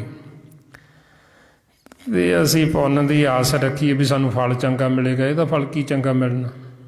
ਇਹ ਵੈਰ ਵਿਰੋਧ ਕਰਕੇ ਅਸੀਂ ਆਖੀਏ ਵੀ ਅਸੀਂ ਸੁਖੀ ਹੋ ਜਾਵਾਂਗੇ, ਇਹਦੇ ਨਾਲ ਸੁੱਖ ਥੋੜ੍ਹੀ ਮਿਲਣਾ ਸਾਨੂੰ ਤਾਂ ਫਿਰ ਕਹਿੰਦੇ ਵੀ ਜੇ ਤੁਸੀਂ ਸੁਖੀ ਹੋਣਾ ਹੈ, ਫਿਰ ਤੁਸੀਂ ਇਹ ਸਾਰਾ ਕੁਝ ਛੱਡੋ ਅਤੇ ਗੁਰੂ ਦੀ ਦੱਸੀ ਹੋਈ ਕਾਰ ਕਮਾਓ। ਮਹਾਰਾਜ ਕਹਿੰਦੇ ਗੁਰ ਕਹੇ ਆਸਾ ਕਾਰ ਕਮਾਵੋ, ਗੁਰ ਕੀ ਕਰਨੀ ਕਾਹੇ ਧਾਵੋ। ਵੀ ਜਿਹੜੀ ਕਾਰ ਸਾਨੂੰ ਗੁਰੂ ਕਰਨ ਨੂੰ ਕਹਿ ਰਹੇ ਆ, ਵੀ ਤੁਸੀਂ ਗੁਰੂ ਦਾ ਕਹਿਣਾ ਕਿਉਂ ਨਹੀਂ ਮੰਨਦੇ, ਵੀ ਉਹ ਸਾਨੂੰ ਕਹਿੰਦੇ ਸਿਮਰਨ ਕਰੋ, ਵੀ ਤੁਸੀਂ ਸਿਮਰਨ ਕਿਉਂ ਨਹੀਂ ਕਰਦੇ। ਜਦੋਂ ਅਸੀਂ ਇਹ ਸਿਮਰਨ ਕਰਾਂਗੇ ਫਿਰ ਇਹ ਜਿਹੜੇ ਸਾਡੇ ਕਰਮ ਇਹ ਕੱਟੇ ਜਾਣ, ਫਿਰ ਹੀ ਅਸੀਂ ਇਹ ਵੈਰ ਵਿਰੋਧ ਛੱਡਾਂਗੇ, ਫਿਰ ਹੀ ਈਰਖਾ ਨਫ਼ਰਤ ਛੱਡਾਂਗੇ, ਫਿਰ ਹੀ ਸਾਡੇ ਅੰਦਰੋਂ ਦੁਬਦਾ ਜਾਏਗੀ ਜੇ ਅਸੀਂ ਸਿਮਰਨ ਕਰਾਂਗੇ। ਜੇ ਹੁਣ ਅਸੀਂ ਸਿਮਰਨ ਕਰਦੇ ਹੀ ਨਹੀਂ, ਗੱਲਾਂ ਬਾਤਾਂ ਨਾਲ ਆਖੀਏ ਵੀ ਇਹ ਸਾਡੇ ਅੰਦਰੋਂ ਵੈਰ ਵਿਰੋਧ ਖਤਮ ਹੋ ਜਾਏਗਾ, ਖਤਮ ਹੋਣਾ ਹੀ ਨਹੀਂ। ਜੀਵ ਦੇ ਅੰਦਰ ਤਾਂ ਛੋਟੀ ਛੋਟੀ ਗੱਲ 'ਤੇ ਉਹ ਵੈਰ ਵਿਰੋਧ ਕਰਦਾ, ਛੋਟੀ ਛੋਟੀ ਗੱਲ 'ਤੇ ਉਹ ਗੁੱਸਾ ਰੋਸ ਕਰਦਾ। ਹੁਣ ਸਤਿਗੁਰੂ ਫਿਰ ਇਸ ਲਈ ਆਪਾਂ ਨੂੰ ਸਮਝਾਉਂਦੇ ਵੀ ਇਹ ਜਿਹੜਾ ਮਾਰਗ, ਇਹ ਪ੍ਰੇਮ ਦਾ ਮਾਰਗ, ਲਿਵ ਦਾ ਰਸਤਾ, ਸੰਤ ਮਾਰਗ ਕਹਿੰਦੇ। ਇਹਦੇ ਵਿੱਚ ਜਿੰਨਾ ਅਸੀਂ ਮਨ ਕਰਕੇ ਨੀਵੇਂ ਹੋਵਾਂਗੇ, ਓਨਾ ਹੀ ਅਸੀਂ ਸੁਖੀ ਹੋ ਜਾਵਾਂਗੇ। ਮਹਾਰਾਜ ਤਾਂ ਫਿਰ ਆਪਾਂ ਨੂੰ ਸਮਝਾਉਂਦੇ ਸੁਖੀ ਵਸੇ ਮਸਕੀਨੀਆਂ ਆਪ ਨਿਵਾਰ ਤਲੇ, ਵੱਡੇ ਵੱਡੇ ਅਹੰਕਾਰੀਆਂ ਨਾਨਕ ਗਰਭ ਗਲੇ। ਜਿਹੜਾ ਹੰਕਾਰੀ ਹੈ ਉਹਦੀ ਨਿਸ਼ਾਨੀ ਕੀ ਹੈ? ਜਿਹੜਾ ਹੰਕਾਰੀ ਉਹ ਨਿੰਦਿਆ ਕਰੇਗਾ, ਕਿਉਂਕਿ ਉਹ ਹੰਕਾਰ ਦੇ ਵਿੱਚ ਹੀ ਆ ਕੇ ਦੂਸਰੇ ਨੂੰ ਮਾੜਾ ਕਹਿੰਦਾ। ਜਿਹੜਾ ਹੰਕਾਰੀ ਉਹ ਵੈਰ ਵਿਰੋਧ ਕਰੇਗਾ, ਉਹ ਫਿੱਕੇ ਬੋਲ ਬੋਲੇਗਾ, ਕਿਉਂਕਿ ਹੰਕਾਰ ਦੇ ਵਿੱਚ ਆ ਕੇ ਜੀਵ ਦੂਸਰੇ ਨੂੰ ਤਕਲੀਫ ਦਿੰਦਾ, ਦੂਸਰੇ ਨੂੰ ਮਾੜਾ ਬੋਲੇਗਾ। ਅਤੇ ਮਹਾਰਾਜ ਕਹਿੰਦੇ ਮਸਕੀਨ ਹੋਵੋ। ਜਿਹੜਾ ਮਸਕੀਨ ਹੋ ਗਿਆ ਉਹ ਕਿਸੇ ਦੀ ਨਿੰਦਿਆ ਕਰਦਾ ਹੀ ਨਹੀਂ, ਉਹ ਕਿਸੇ ਨੂੰ ਮਾੜਾ ਕਹਿੰਦਾ ਹੀ ਨਹੀਂ, ਉਹ ਕਿਸੇ ਨੂੰ ਫਿੱਕੇ ਬੋਲ ਬੋਲਦਾ ਹੀ ਨਹੀਂ ਕਦੇ ਵੀ। ਅਤੇ ਮਹਾਰਾਜ ਕਹਿੰਦੇ ਉਹ ਫਿਰ ਸੁਖੀ ਵੀ ਵਸਦਾ। ਸੁਖੀ ਵਸੇ ਮਸਕੀਨੀ ਆ, ਕਿਉਂਕਿ ਉਹਨੇ ਸੁਖੀ ਵਸਣਾ ਹੀ ਵਸਣਾ, ਉਹ ਸਹਿਜ ਵਿੱਚ ਆ ਗਿਆ। ਜਿਹਦੇ ਅੰਦਰ ਹੰਕਾਰ, ਫਿਰ ਉਹ ਗਰਭ ਦੇ ਵਿੱਚ ਗਲਦਾ, ਉਹ ਦੁਖੀ ਹੁੰਦਾ, ਫਿਰ ਉਹ ਹੰਕਾਰ ਦੇ ਵਿੱਚ ਉਹ ਦੁਰਮਤ ਦੀ ਅਗਨ 'ਚ ਸੜਦਾ ਜਲਦਾ। ਸੋ ਇਸ ਵਾਸਤੇ ਫਿਰ ਗੁਰੂ ਨਾਨਕ ਦਾ ਜੋ ਘਰ ਹੈ ਇਹ ਨੀਵਿਆਂ ਦਾ, ਨਿਮਾਣਿਆਂ ਦਾ। ਜਿੰਨੇ ਅਸੀਂ ਮਨ ਕਰਕੇ ਨੀਵੇਂ ਹੋ ਜਾਵਾਂਗੇ ਉਨੇ ਹੀ ਅਸੀਂ ਸੁਖੀ ਹੋ ਜਾਵਾਂਗੇ। ਮਹਾਰਾਜ ਕਹਿੰਦੇ ਆਪਸ ਕੋ ਜੋ ਜਾਣੇ ਨੀਚਾ, ਸੋ ਗਣੀਐ ਸਭ ਤੇ ਉੱਚਾ। ਹੁਣ ਇਹ ਨੀਵਾਂ ਸਾਡਾ ਮਨ ਉੱਦਾਂ ਨਹੀਂ ਹੁੰਦਾ, ਗੱਲਾਂ ਬਾਤਾਂ ਨਾਲ ਨੀਵਾਂ ਨਹੀਂ ਹੋਏਗਾ। ਮਨ ਨੂੰ ਨੀਵਾਂ ਕਰਨ ਵਾਸਤੇ ਸਾਨੂੰ ਸਿਮਰਨ ਕਰਨਾ ਪੈਂਦਾ, ਸਾਨੂੰ ਗੁਰੂ ਦੀ ਮੱਤ ਲੈਣੀ ਪੈਂਦੀ ਹੈ, ਗਿਆਨ ਸਾਨੂੰ ਹਿਰਦੇ 'ਚ ਵਸਾਉਣਾ ਪੈਂਦਾ, ਦ੍ਰਿੜ ਕਰਨਾ ਪੈਂਦਾ। ਫਿਰ ਸਾਡਾ ਮਨ ਨਿਰਮਲ ਹੋਏਗਾ। ਜਦੋਂ ਮਨ ਨਿਰਮਲ ਹੋਏਗਾ ਇਹ ਨੀਵਾਂ ਹੋ ਜਾਏਗਾ। ਜਿੰਨਾ ਮਨ ਨਿਰਮਲ ਹੋਏਗਾ ਓਨਾ ਹੀ ਨੀਵਾਂ ਹੋਏਗਾ, ਜਿੰਨਾ ਮੈਲਾ ਹੋਏਗਾ ਓਨਾ ਹੀ ਹੰਕਾਰੀ ਹੋਏਗਾ। ਇਹ ਫਿਰ ਆਪਾਂ ਨੂੰ ਨਿਸ਼ਾਨੀਆਂ ਦੱਸੀਆਂ ਗੁਰਬਾਣੀ ਗੁਰੂ ਵਿੱਚ ਵੀ ਤਾਂ ਕਿ ਸਾਨੂੰ ਪਤਾ ਲੱਗ ਜੇ ਵੀ ਸਾਡਾ ਮਨ ਕਿੰਨਾ ਕੁ ਨਿਰਮਲ ਹੈ ਜਾਂ ਕਿੰਨਾ ਕੁ ਮੈਲਾ ਹੈ। ਸੋ ਆਪਾਂ ਨੂੰ ਫਿਰ ਸਮਝਾਉਂਦੇ ਵੀ ਮਨ ਨੂੰ ਨਿਰਮਲ ਕਰਨ ਵਾਸਤੇ ਹੀ ਹੌੜੇ ਆਪਾਂ ਸਤਸੰਗਤ ਦੇ ਵਿੱਚ ਆਉਂਦੇ, ਗੁਰੂ ਘਰ ਆਉਂਦੇ ਹਾਂ ਬਈ ਤਾਂ ਕਿ ਸਾਡਾ ਮਨ ਜਿਹੜਾ ਇਹ ਨਿਰਮਲ ਹੋ ਜੇ। ਇਸੇ ਵਾਸਤੇ ਇਹ ਸਾਰਾ ਕੁਛ ਕੀਤਾ ਜਾਂਦਾ।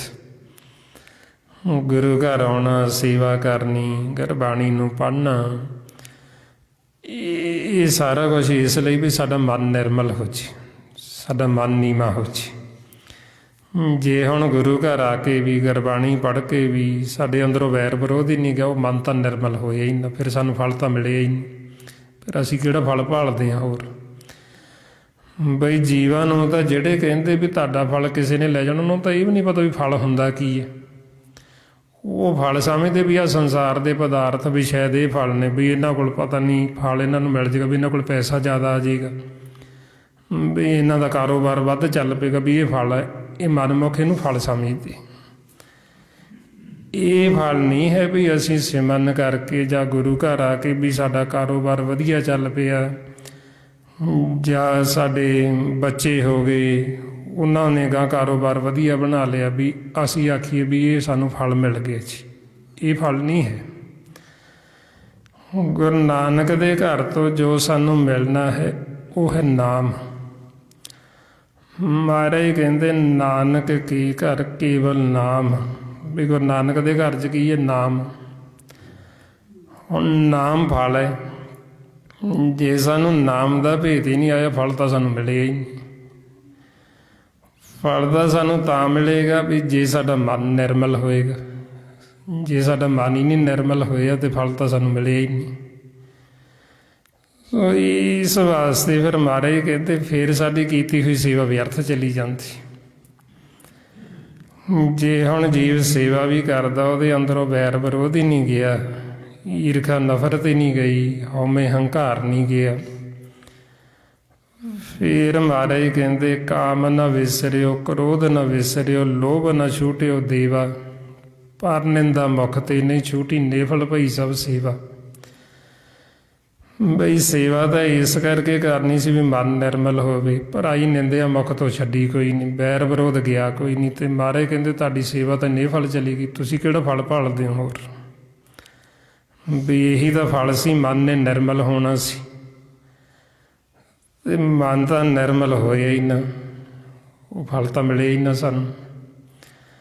ਤੇ ਮਹਾਰਾਜ ਕਹਿੰਦੇ ਉਹ ਕੀਤੀ ਹੋਈ ਸੇਵਾ ਨੇਫਲ ਹੀ ਚਲੀ ਗਈ। ਪਰ ਨਿੰਦਾ ਮੁਖ ਤੇ ਨਹੀਂ ਛੂਟੀ, ਨੇਫਲ ਭਈ ਸਭ ਸੇਵਾ।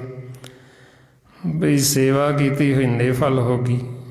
ਸੋ ਇਸ ਵਾਸਤੇ ਫਿਰ ਆਪਾਂ ਨੂੰ ਸਮਝਾਉਂਦੇ ਵੀ ਇਹ ਸਾਨੂੰ ਗਿਆਨ ਹੋਣਾ ਜ਼ਰੂਰੀ ਹੈ ਪਹਿਲਾਂ। ਬਈ ਅਸੀਂ ਸੇਵਾ ਕਰਨੀ ਕਾਹਦੇ ਵਾਸਤੇ ਕਰਨੀ ਹੈ, ਗੁਰੂ ਘਰ ਆਉਣਾ ਕਾਹਦੇ ਵਾਸਤੇ ਆਉਣਾ, ਗੁਰਬਾਣੀ ਨੂੰ ਕਾਹਦੇ ਵਾਸਤੇ ਪੜ੍ਹਨਾ, ਜਿਹੜਾ ਇਹ ਅਸੀਂ ਸਿਮਰਨ ਕਰਦੇ ਹਾਂ ਕਾਹਦੇ ਵਾਸਤੇ ਸਿਮਰਨ ਕਰਨਾ। ਜੇ ਸਾਨੂੰ ਇਹ ਨਾਲ ਨਾਲ ਗਿਆਨ ਹੋਏਗਾ, ਸੋਝੀ ਹੋਏਗੀ, ਫਿਰ ਸਾਡਾ ਮਨ ਨਿਰਮਲ ਹੋਵੇਗਾ। ਨਹੀਂ ਤਾਂ ਜੀਵ ਦੇ ਅੰਦਰ ਹੋਰ ਹਉਮੈ ਹੋਰ ਹੰਕਾਰ ਵੱਧ ਜਾਂਦਾ। ਗੁਰਬਾਣੀ ਪੜ੍ਹ ਕੇ ਵੀ ਜੀਵ ਦੇ ਅੰਦਰ ਜੇ ਹੋਰ ਹਉਮੈ ਹੰਕਾਰ ਵੱਧ ਜਾਂਦਾ ਹੈ ਤੇ ਉਹਦਾ ਕਾਰਨ ਇਹ ਹੈ ਵੀ ਜੋ ਗੁਰਬਾਣੀ ਕਹਿ ਰਹੀ ਉਹਨੂੰ ਸਮਝ ਹੀ ਨਹੀਂ ਲੱਗਦੀ ਵੀ ਕੀ ਮੈਨੂੰ ਸਮਝਾਉਂਦੇ ਨੇ, ਕੀ ਕਹਿ ਰਹੇ ਨੇ। ਸੋ ਇਸ ਵਾਸਤੇ ਫਿਰ ਆਪਾਂ ਨੂੰ ਸਮਝਾਉਂਦੇ ਵੀ ਗੁਰੂ ਨਾਨਕ ਦਾ ਘਰ ਜੋ ਇਹ ਨੀਵਿਆਂ ਦਾ, ਜਿੰਨਾ ਅਸੀਂ ਮਨ ਕਰਕੇ ਨੀਵੇਂ ਹੋਵਾਂਗੇ ਓਨਾ ਹੀ ਅਸੀਂ ਸੁਖੀ ਹੋ ਜਾਵਾਂਗੇ। ਤੇ ਨੀਵਾਂ ਮਨ ਹੋਏਗਾ ਹੁਣ ਇਹ ਸਿਮਰਨ ਕਰਕੇ, ਸ਼ਬਦ ਦੀ ਕਮਾਈ ਕਰਕੇ। ਆਓ ਹੁਣ ਕਿਵੇਂ ਸਾਡੇ ਮਨ ਨੇ ਨਿਰਮਲ ਹੋਣਾ, ਕਿਵੇਂ ਸਾਡੀ ਸੇਵਾ ਕੀਤੀ ਹੋਈ ਸਫਲ ਹੋਣੀ, ਕਿਵੇਂ ਸਾਨੂੰ ਫਲ ਮਿਲਣਾ,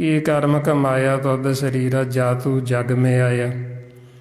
ਜਿਨ ਹਰ ਤੇਰਾ ਰਚਨ ਰਚਿਆ ਸੋ ਹਰ ਮਨ ਨਾ ਵਸਾਇਆ। ਬਈ ਤੂੰ ਆ ਕੇ ਇਸ ਸੰਸਾਰ 'ਚ ਖਟਿਆ ਕੀ, ਜਿਹਨੇ ਤੇਰੀ ਰਚਨ ਰਚੀ ਤੂੰ ਉਹਨੂੰ ਤਾਂ ਮਿਲਿਆ ਹੀ ਨਹੀਂ, ਉਹਨੂੰ ਤਾਂ ਤੂੰ ਆਪਦੇ ਮਨ 'ਚ ਵਸਾਇਆ ਹੀ ਨਹੀਂ। ਫਿਰ ਤੂੰ ਹੋਰ ਕਿਹੜਾ ਕਰਮ ਕੀਤਾ। ਫਿਰ ਅਸੀਂ ਕਰਮ ਦੂਜੇ ਹੀ ਕਰਦੇ ਰਹੇ, ਵੈਰ ਵਿਰੋਧ ਵਾਲੇ, ਈਰਖਾ ਨਫ਼ਰਤ ਨਿੰਦਿਆ ਚੁਗਲੀ ਵਾਲੇ, ਉਹ ਕਰਦੇ ਰਹੇ ਅਤੇ ਉਹਦੀ ਸਾਨੂੰ ਸਜ਼ਾ ਮਿਲਣੀ। ਸੋ ਇਸ ਵਾਸਤੇ ਹੁਣ ਆਪਾਂ ਨੂੰ ਸਮਝਾਉਂਦੇ ਵੀ ਜੋ ਸਾਡਾ ਅਸਲ ਕਾਰਜ ਹੈ, ਅਸਲ ਮਕਸਦ ਹੈ ਸੰਸਾਰ 'ਚ ਆਉਣ ਦਾ, ਉਹ ਇਹੀ ਹੈ ਵੀ ਜਿਹਨੇ ਸਾਡਾ ਰਚਨ ਰਚਿਆ ਮਾਲਕ ਨੇ, ਉਹਦੇ ਅਸੀਂ ਸਨਮੁਖ ਹੋਣਾ, ਉਹਦੇ ਵਿੱਚ ਅਸੀਂ ਅਭੇਦ ਹੋਣਾ। ਅਤੇ ਉਹਦੇ ਵਾਸਤੇ ਹੁਣ ਇਹ ਆਪਾਂ ਵੱਧ ਤੋਂ ਵੱਧ ਅਭਿਆਸ ਕਰਨਾ, ਸਿਮਰਨ ਕਰਨਾ, ਗੁਰਬਾਣੀ ਗੁਰੂ ਨੂੰ ਪੜ੍ਹ ਕੇ ਵਿਚਾਰਨਾ, ਖੋਜਣਾ, ਅਤੇ ਵੱਧ ਤੋਂ ਵੱਧ ਆਪਾਂ ਸੰਗਤ ਕਰਨੀ। ਜਿੰਨੀ ਆਪਾਂ ਸੰਗਤ ਕਰਾਂਗੇ, ਸਤਿਗੁਰੂ ਸਾਨੂੰ ਜੋ ਉਪਦੇਸ਼ ਦਿੰਦੇ, ਫਿਰ ਉਹ ਉਪਦੇਸ਼ ਦੀ ਆਪਾਂ ਵਿਚਾਰ ਕਰਦੇ, ਫਿਰ ਹੀ ਆਪਾਂ ਨੂੰ ਸਮਝ ਲੱਗਦੀ ਵੀ ਅਸੀਂ ਕਿਹੜਾ ਕਰਮ ਕਰਨਾ ਹੈ, ਬਈ ਫਲ ਕੀ ਹੈ, ਕਿਵੇਂ ਸਾਨੂੰ ਫਲ ਦੀ ਪ੍ਰਾਪਤੀ ਹੋਣੀ। ਅਤੇ ਉਹ ਜੇ ਵਿਚਾਰ ਕਰਾਂਗੇ ਫਿਰ ਹੀ ਸਾਨੂੰ ਪਤਾ ਲੱਗੇਗਾ, ਸਤ ਸੰਗਤ ਕਰਾਂਗੇ। ਨਹੀਂ ਤਾਂ ਜੀਵ ਨੂੰ ਇਹ ਵੀ ਨਹੀਂ ਪਤਾ ਵੀ ਮੈਨੂੰ ਫਲ ਕੀ ਮਿਲਣਾ। ਉਹ ਫਲ ਸੰਸਾਰ ਦੇ ਪਦਾਰਥ ਹੀ ਸਮਝਦਾ ਵੀ ਇਹੋ ਫਲ ਨੇ, ਗੁਰਬਾਣੀ ਪੜ੍ਹ ਕੇ ਗੁਰੂ ਘਰ ਜਾ ਕੇ ਸੇਵਾ ਕਰਕੇ ਵੀ ਇਹੋ ਫਲ ਲੈਣੇ ਨੇ। ਸ਼ਾਇਦ ਮਹਾਰਾਜ ਇਹਨੂੰ ਫਲ ਨਹੀਂ ਕਹਿੰਦੇ, ਫਲ ਤਾਂ ਸਾਨੂੰ ਸਮਝਾਉਂਦੇ ਵੀ ਨਾਨਕ ਦੇ ਘਰ ਦੇ ਵਿੱਚ ਨਾਮ ਹੈ। ਜੇ ਤਾਂ ਸਾਨੂੰ ਨਾਮ ਦੀ ਪ੍ਰਾਪਤੀ ਹੋ ਗਈ ਫਲ ਮਿਲ ਕੇ, ਜੇ ਨਾਮ ਦਾ ਭੇਦ ਹੀ ਨਹੀਂ ਆਇਆ ਅਤੇ ਜੋ ਗੁਰੂ ਨਾਨਕ ਦੇ ਘਰ ਤੋਂ ਅਸੀਂ ਦਾਤ ਲੈਣੀ ਸੀ ਉਹ ਤਾਂ ਸਾਨੂੰ ਮਿਲੀ ਨਹੀਂ। ਇਸ ਵਾਸਤੇ ਫਿਰ ਆਪਾਂ ਨੂੰ ਸਮਝਾਉਂਦੇ ਵੀ ਅਸੀਂ ਹੁਣ ਨਾਮ ਤੱਕ ਪਹੁੰਚਣਾ, ਸੱਚ ਤੱਕ ਪਹੁੰਚਣਾ, ਮਾਲਕ ਤੱਕ। ਉਹਦੇ ਵਾਸਤੇ ਫਿਰ ਇਹ ਸਤ ਸੰਗਤ ਹੈ, ਸਤਿਗੁਰ ਦਾ ਸਕੂਲ। ਫਿਰ ਹੀ ਸਾਨੂੰ ਭੇਦ ਆਏਗਾ, ਸੋਝੀ ਆਏਗੀ ਜਦੋਂ ਅਸੀਂ ਸਤਿਗੁਰਾਂ ਦੇ ਸਕੂਲ ਵਿੱਚ ਆਵਾਂਗੇ। ਸੋ ਇਹ ਸਾਰਾ ਭੇਦ ਗੁਰਬਾਣੀ ਗੁਰੂ ਦੁਆਰਾ ਆਪਾਂ ਨੂੰ ਦਿੱਤਾ ਮਹਾਂਪੁਰਖਾਂ ਨੇ। ਭਾਈ ਸਾਹਿਬ ਭਾਈ ਸੇਵਾ ਸਿੰਘ ਜੀ ਧਰਮਾਲਾ, ਜੋ ਸਾਡੇ ਸਾਰਿਆਂ ਦੇ ਜੀਵਨ ਦਾ ਅਸਲ ਮਨੋਰਥ, ਵਾਹਿਗੁਰੂ ਪਰਮਾਤਮਾ ਨੂੰ ਮਿਲਣਾ। ਸਾਰੇ ਹੀ ਆਪਾਂ ਮਿਲ ਸਕਦੇ ਹਾਂ, ਪਰ ਸਾਨੂੰ ਲੋੜ ਹੈ ਸੋਝੀ ਦੀ, ਗਿਆਨ ਦੀ। ਜੇ ਅਸੀਂ ਸਤ ਸੰਗਤ ਕਰਾਂਗੇ, ਸਤਿਗੁਰਾਂ ਤੋਂ ਸੋਝੀ ਲਵਾਂਗੇ, ਫਿਰ ਮਾਲਕ ਸਾਤੋਂ ਕੋਈ ਦੂਰ ਨਹੀਂ ਹੈ, ਉਹ ਸਾਡੇ ਨੇੜੇ ਹੀ ਵੱਸਦਾ। ਨਿਕਟ ਵਸੇ ਨਾ ਹੀ ਹਰ ਦੂਰੇ, ਵੀ ਉਹ ਦੂਰ ਤਾਂ ਹੈ ਹੀ ਨਹੀਂ, ਸਾਡੇ ਨੇੜੇ ਵੱਸਦਾ, ਅੰਦਰ ਵੀ ਬਾਹਰ ਵੀ। ਸੋ ਉਹਨੂੰ ਮਿਲਣ ਵਾਸਤੇ ਹੁਣ ਸਾਡੇ ਮਨ ਦਾ ਨਿਰਮਲ ਹੋਣਾ ਜ਼ਰੂਰੀ। ਜੇ ਮਨ ਮਿਲ ਆਏ ਤਾਂ ਸਾਨੂੰ ਨਜ਼ਰ ਹੀ ਨਹੀਂ ਆਉਣਾ। ਸੋ ਨਿਰਮਲ ਮਨ ਹੋਣਾ ਹੁਣ ਇਹ ਅਭਿਆਸ ਕਰਕੇ। ਸੋ ਇੰਨੀਆਂ ਬੇਨਤੀਆਂ, ਇੰਨੇ ਵਿਚਾਰ ਕਰਦਿਆਂ ਹੋਏ, ਜੇ ਕੋਈ ਐਸਾ ਸ਼ਬਦ ਬੋਲਿਆ ਗਿਆ ਹੋਵੇ, ਸੰਗਤ ਅਤੇ ਸਤਿਗੁਰੂ ਬਖਸ਼ਣ ਯੋਗ ਨੇ, ਬਖਸ਼ ਲੈਣਾ ਜੀ।